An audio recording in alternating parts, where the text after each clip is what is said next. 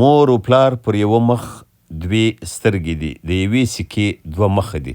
زما په خیال ادې، بابک، مامک درې واړه یو دي.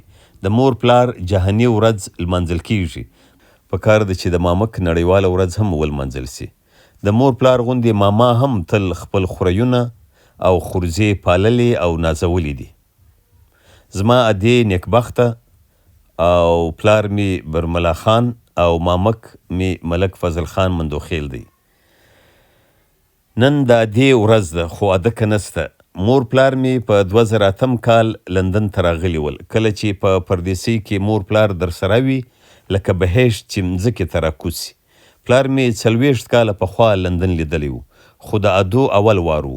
په لندن کې ټولو ملګرو او دوستانو ونازوله.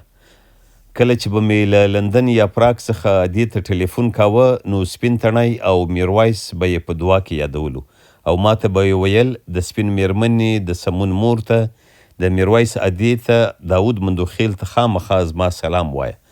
او بیا په پراګ کې به یې عبدالحی کاکړ تل یادولو او ویل به یې زما سلام ورته وایه. د لندن 6 میاشتې سفر یې زما د ژوند تر ټولو ښه خاطره وه. هغه ځکه چې له ادې او پلار سره به اکثره د ښار په سیل وتلم. ادې به د لندن ښار له کوڅو او دنګو دنګو ودانیو سترګې نه اړولې او ویل به یې چې زویه دا یې څنګه جوړې کړي دي. ما به ویل ادې په دماغ او په مشین. په خپله پښتونخوا کې په تیره په خپل ژوب کې له مور سره ښار ته د تلو هیڅ تصور نسي کېدلی. مور هغه وخت ښار ته بیایو چې ناروغه سي. نو له مور سره چې په چکر ولاړ نسي خاطرې به دې څنګه جوړیږي. مسافر ملګري که وس لري باید خپل مور پلار ور وغواړي. په امریکا کې لوی ډاکټر فضل پانیزیی وایي له مور پلار سره هر وخت خبرې کوي. د ده په خبره بیا به وخت او پیسې وي خو ادې به نه وي. زما ادې نیکبخته نومېدله. زما مامک ملک فاضل خان زښته ډیر ورباندې ګران و.